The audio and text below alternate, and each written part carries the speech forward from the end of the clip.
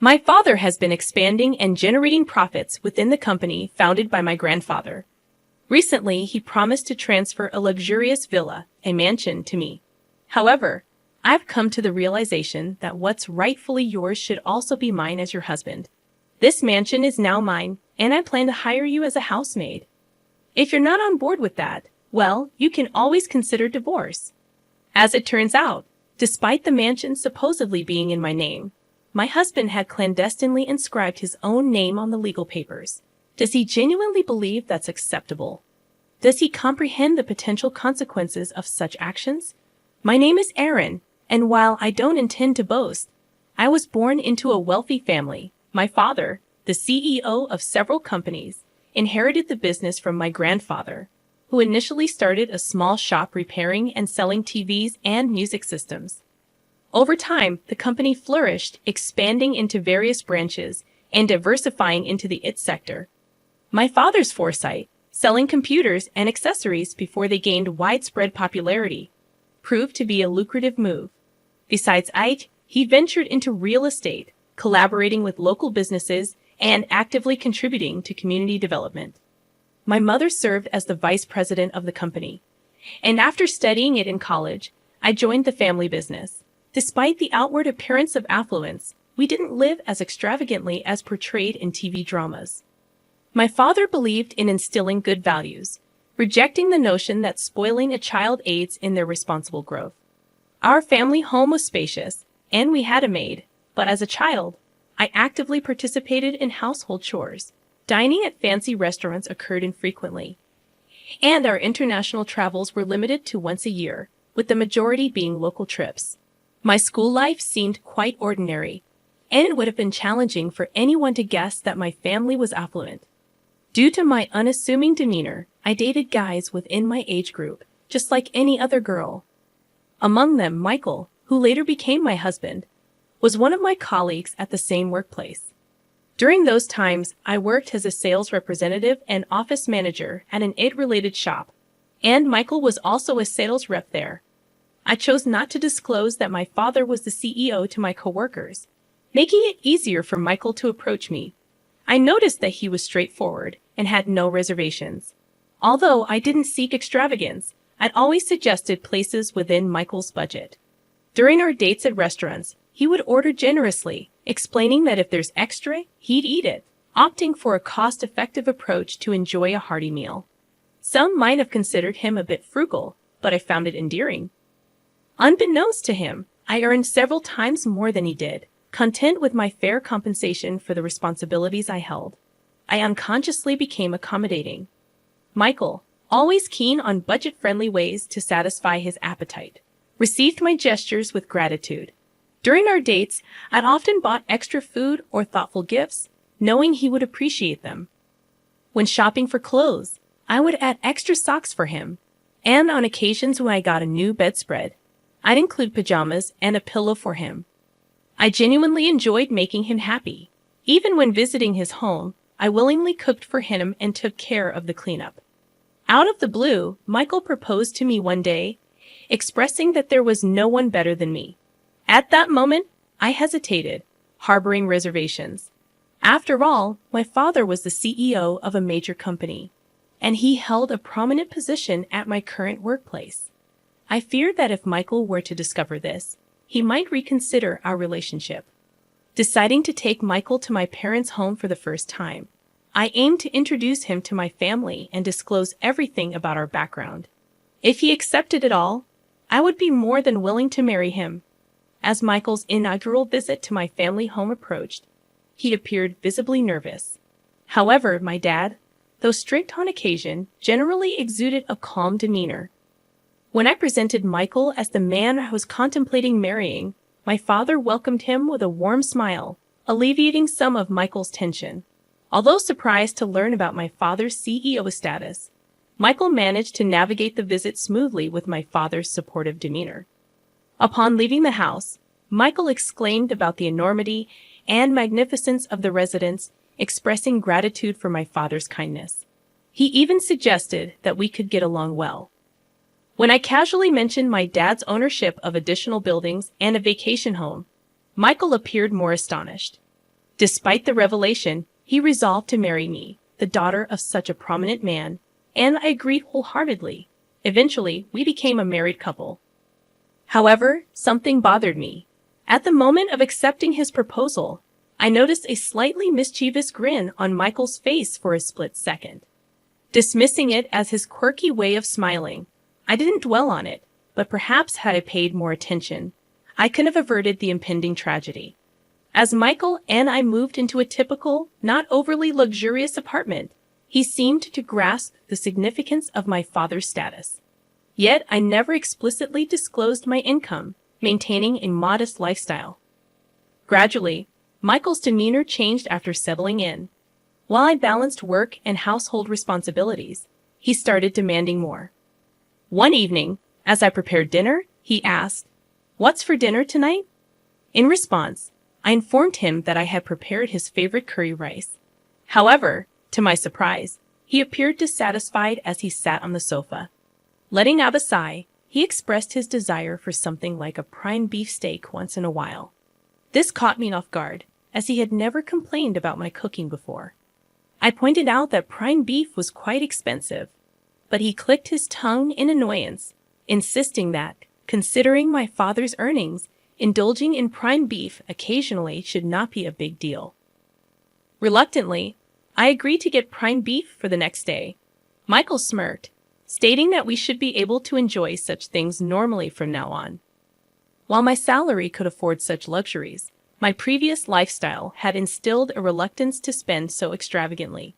However, to avoid issues early in our marriage, I resigned myself to the decision to actually cook prime beef steak. Unfortunately, Michael's lavish tendencies did not stop there. He frequently requested expensive ingredients for meals and specified upscale restaurants when we went out. His cravings extended beyond food, manifesting in desires for a TV larger than 60 inches and even suggesting we should purchase a massage chair for the sake of relaxation after work. These remarks became more frequent, and I began to feel that it was getting out of hand. I questioned the need for such extravagant items, expressing my concern about the expenses involved. Frustrated, I finally retorted, asking him if he thought we were made of money. I challenged his extravagant lifestyle, stating that living so lavishly was unnecessary.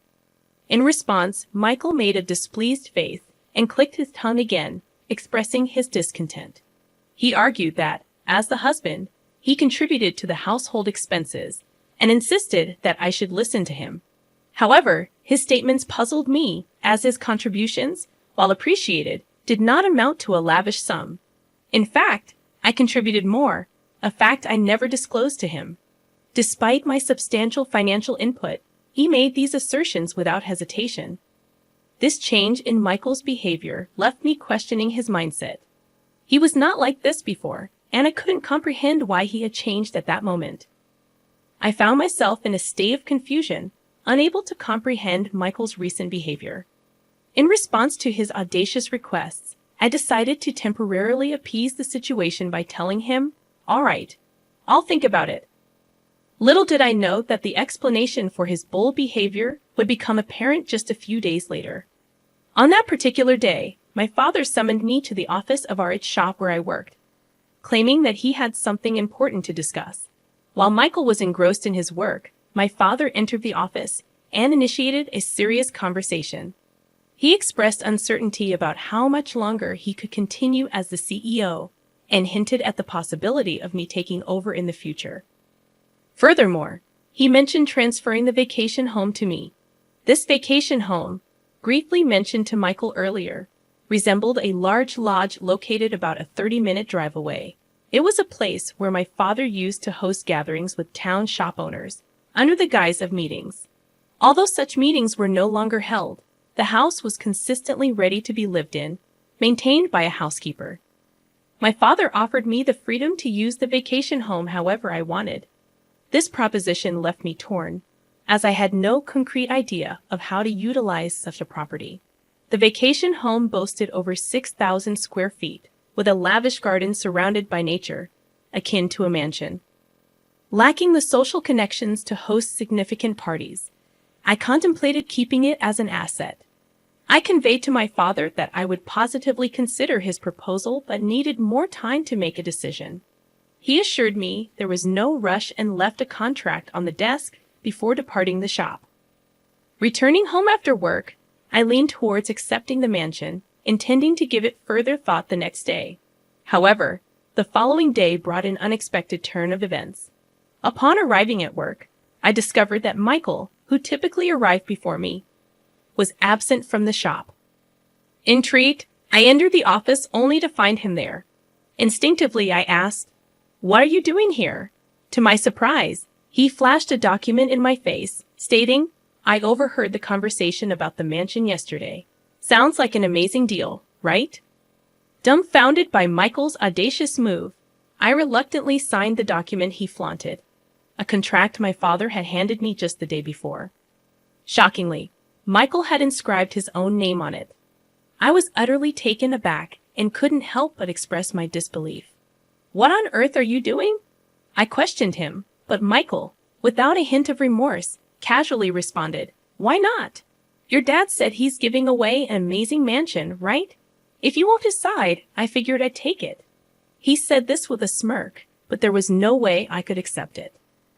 Persistently, I pleaded with him, emphasizing the house's worth of $4 million and my father's intention to give it to me. However, Michael dismissed my concerns with a nonchalant laugh.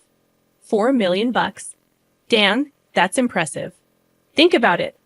I have the right to this mansion because you're my wife, and I'm your husband, so I have a right to what's yours. Moreover, your dad really likes me. He probably won't have any complaints. So from today, this villa is my house. If you live in a wealthy house, you've got to make use of it. How about I hire you as a maid in this mansion? If you have any complaints, I'll divorce you anytime, he confidently declared. It was at that moment when I recalled Michael's past actions and words, and everything finally clicked. He seemingly had no qualms about taking from others, even if it meant practically stealing without feeling guilty. During our dating days, I always showered him with gifts, but he never reciprocated. My giving nature might have corrupted him, leading him to believe that what was mine was automatically his.